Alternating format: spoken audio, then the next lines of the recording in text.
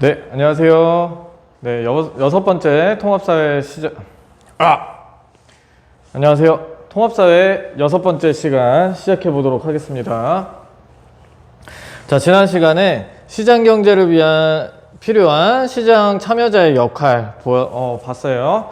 자, 봅시다. 그러면은 노동자라고 하면은 우리 가게에 일하는 사람, 그리고 기업가라고 하면은 기업, 물건을 생산하고 물건 생산을 위해서 원재료를 소비하고, 정부, 기업가와 노동자 사이에서 생길 수 있는 문제들을 조정해주고, 또 소비자로서도 역할도 하고요. 우리 경제 주체, 경제 객체 소개하면서 봤었던 경제 주체들이잖아요. 그죠? 이런 경제 주체들의 역할들을 보는 거예요. 다시 복습 한번 해볼까요? 자, 경제 주체 뭐였죠? 가게, 기업, 그리고 정부, 그리고 경제 객체. 경제 객체라고 하면은 뭐였죠? 경제 객체라고 하면은 재화, 서비스. 이게 욕망이 무한한 데 비해서 재화 서비스는 한정적. 여기에서 말했던 가게, 기업, 정부가 여기에 있는 거죠. 이 주인공들의, 참여자들의 필요한 역할입니다. 근데 여기 시장 경제가 지금 문제가 생겼을 때를 가정을 하고 있죠. 그냥 시장 경제에서 어떤 역할을 해야 되는지도 나와 있고, 문제가 발생했을 때 어떻게 해결해야 되는지 그런 역할들에 대해서 나오고 있어요. 그래서 지난 시간에 봤으니까 이번에는 기업가의 역할을 볼게요. 자, 기업의 목적은 뭘까요?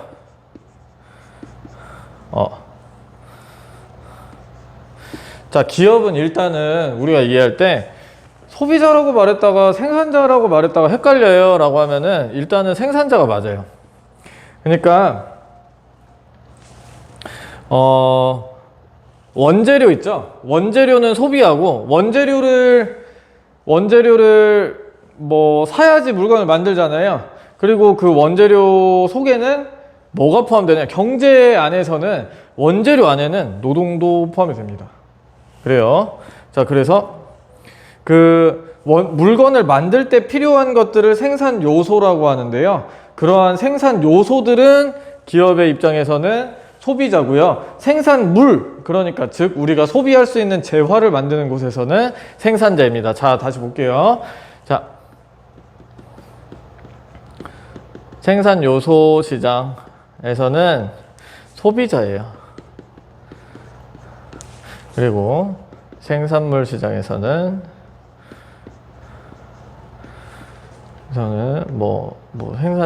생산자, 공급자라고 표현을 할게요.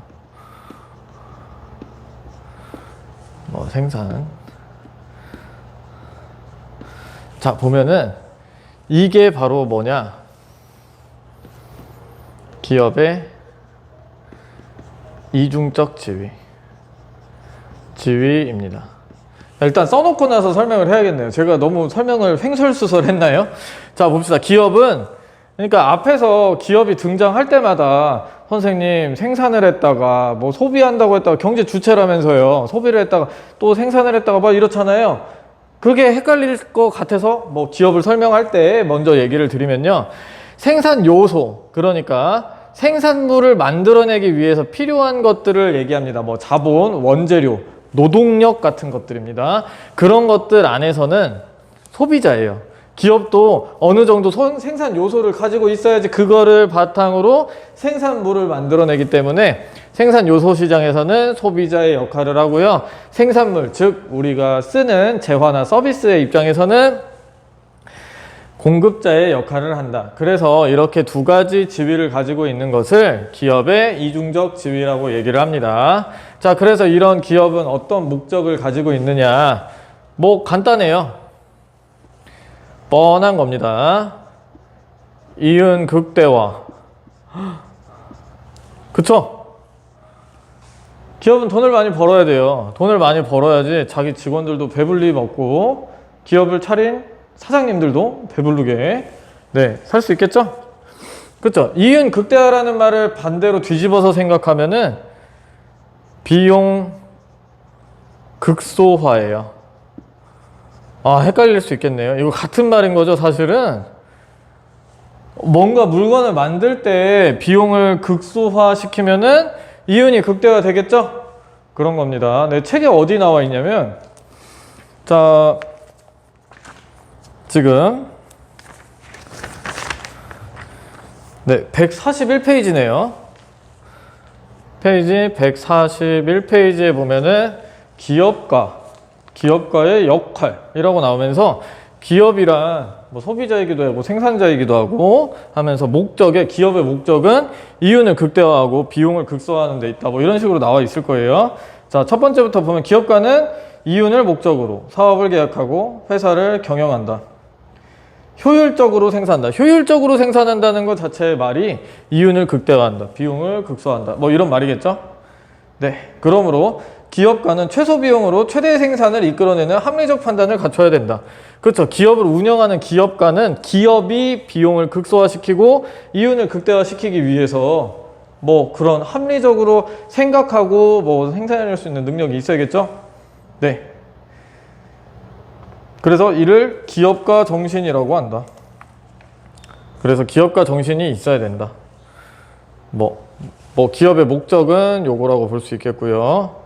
그래서 갖춰야 덕목이라고 하면은 뭐라고 써야 될까? 뭐 기업가 정신. 아예 목적으로 묶지 말고, 자, 특징 같은 걸로 적어볼게요. 특징. 자, 이윤 극대화하고 비용 극소화를 목적으로 한다.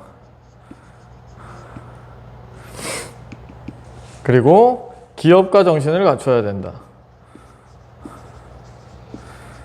자, 이 기업가 정신은 뭐라고 교과서에 나와 있죠? 잠깐 볼까요?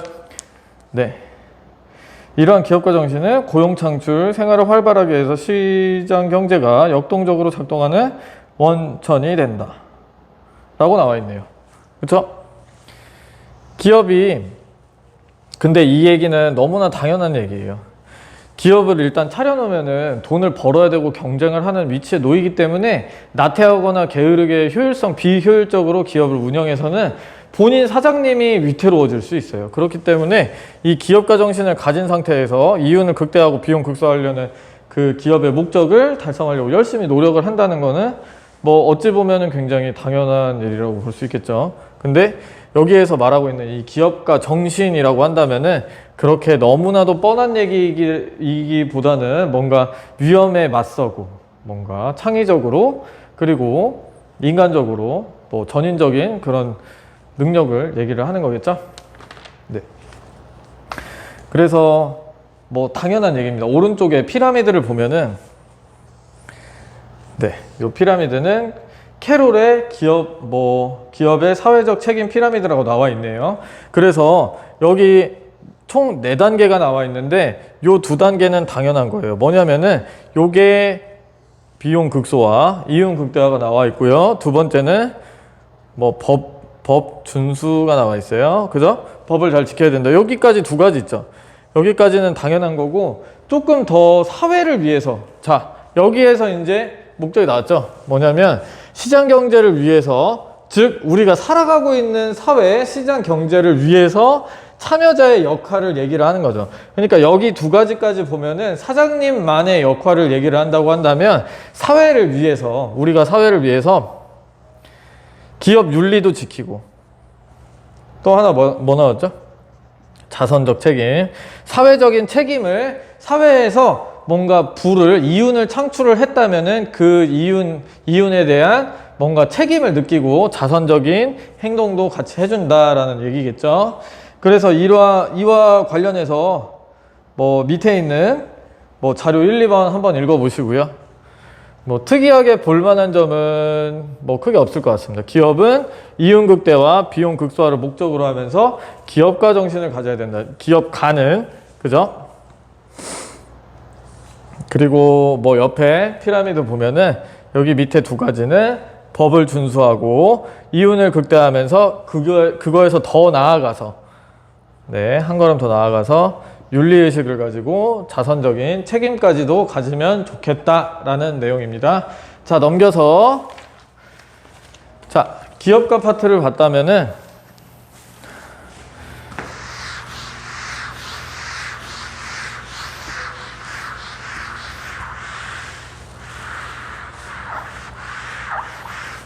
자, 노동자 한번 볼까요?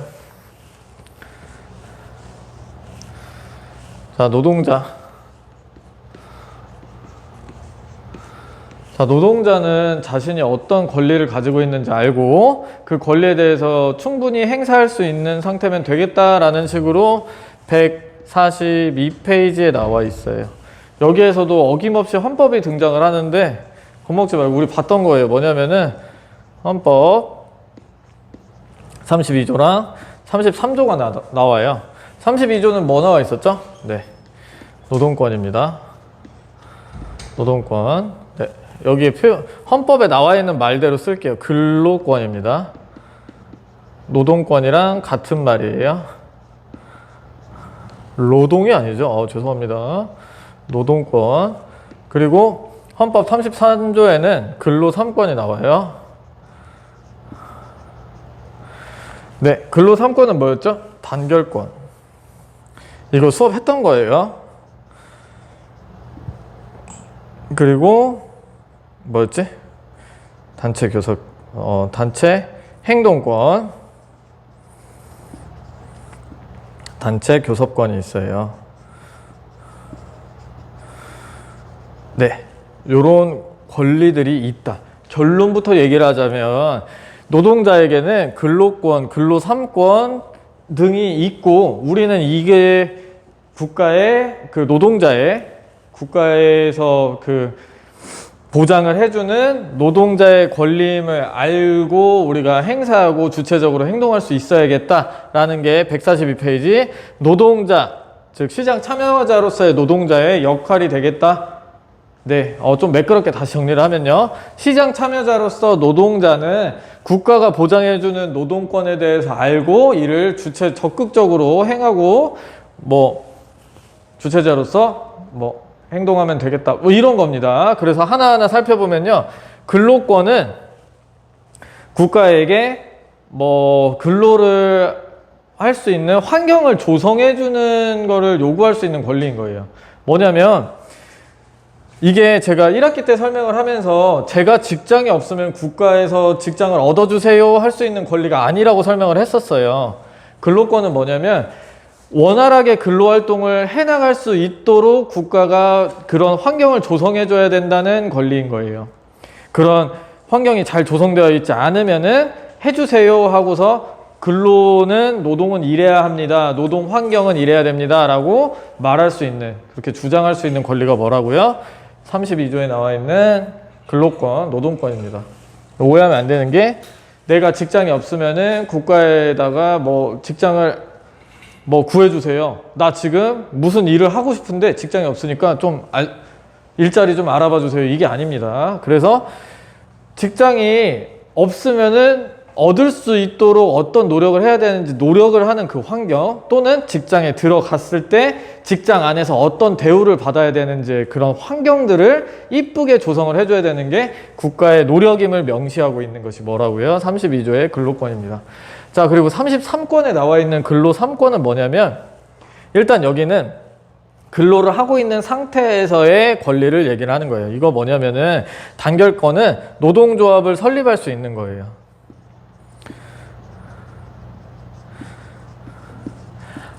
네, 우리나라 근로기준법이나 근로에 대해서 우리나라가 접근을 할 때에는 고용주와 피고용주, 그러니까 고용을 한 사장님과 그 사장님이 사용하는 노동자의 관계는 항상 갑과 을이 있다고 봤어요. 사용자는 뭐냐면 사장님, 그리고 피고용인은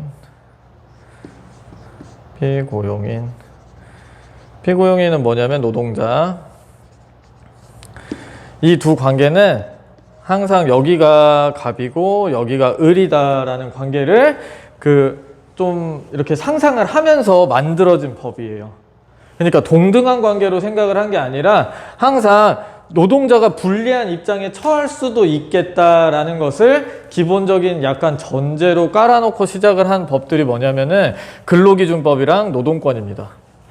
왜냐면은 사장님은 당연하게 자본주의 안에서 고용을 하고 싶으면 고용을 하고, 고용을 할 수 없는 상황이면 고용을 안 하고, 하기 싫으면 안 하고, 이렇게 그 근로에 대한 그 근로를 직접 할 수 있는가를 선택할 수 있는 게 당연히 사장님이잖아요. 그러다 보면은 당연히 불리한 위치에 놓일 수밖에 없는 것이 이 뭐 시장 생태의 원리이기 때문에 그 안에서 그 예전에 그 사회권이 등장했을 때 18세기에 그런 비극들 있잖아요. 어린 아이인데도 불구하고 하루에 16시간을 일한다든지 아니면은 16시간씩 일했는데도 불구하고 임금을 제대로 받지 못했다든지 아니면은 근로 환경이 너무나 열악해서 뭐 목숨을 잃는 일까지도 벌어진다든지 이런 안 좋은 일들이 벌어지지 않기 위해서 근로 환경을 개선하고 이런 노동자들이 목소리를 낼 수 있는 권리들을 만들어내는 거죠. 그 중에서도 근로 3권은 근로자가 목소리를 낼 수 있는 권리로서 사장님과 그 협상을 할 수 있는 팀을 만드는 거예요. 혼자 가서 얘기하지 말고 노동조합이라는 노동자들의 팀을 만들어서 단체로 행동하면서 자기의 목소리를 내고 단체로 사장님과 이렇게 뭐 협상을 하면서 교섭을 진행을 하면서 자신의 권리를 얻어가는 그런 내용이 되겠습니다. 요거에 대한 개념적인 정의는 왼쪽 각주에 조그맣게 잘 나와 있을 거예요. 그래서 그거를 보는데 제가 풀어서 설명한 거랑 같이 보면서 이해를 하면은 좀 더 맞닿아 있을 것 같아요. 그래서 교과서 한번 읽어보고 수업 마무리 하겠습니다. 142페이지 보면요. 네. 자, 굵은 글씨 있는 부분만 보고 마지막에 있는 뭐 그것만 볼게요. 굵은 글씨 보면은 우리나라는 뭐 근로권을 규정하고 밑에 내려가면은 근로기준법, 최저임금법 등을 제정했다라고 나와 있는데 자, 헌법은 뭐라 그랬냐면은 제가 1학기 때 설명을 한 내용인데 법이라는 거 체계가 이렇게 피라미드라고 가정을 한다면은 헌법이 가장 위에 있고 밑에 법률이 있어요.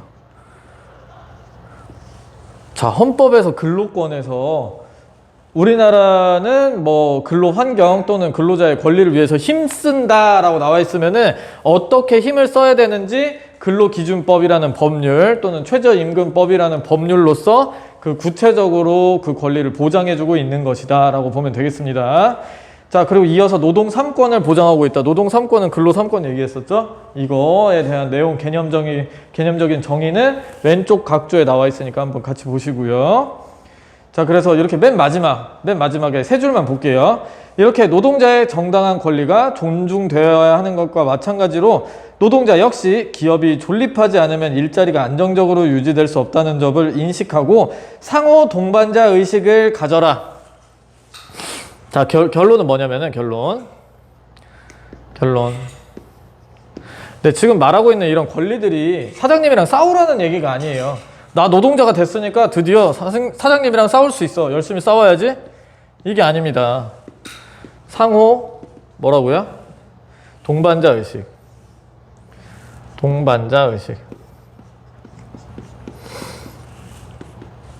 네, 서로 협력적이고 친하게 지내야지 기업도 유지돼야지 노동할 수 있는 일자리도 있는 거니까요. 그렇죠? 네, 그러면 정리를 해보면은 앞에서 기업가는 혁신적이고 창의성을 바탕으로 기업가 정신을 바탕으로 기업을 이윤을 극대화시키면서 열심히 기업을 키워나가고 안정적으로 운영을 해야 돼요. 그래야지 일자리가 생기니까 노동자들이 일할 수 있겠죠. 근데 그 노동자들을 일할 때 억압하고 착취당하지 않도록 이런 안전장치들이 마련되어 있고 그 기업가와 노동자의 관계는 상호 동반자적이어야겠다라는 게 오늘 수업 결론입니다. 네, 감사합니다.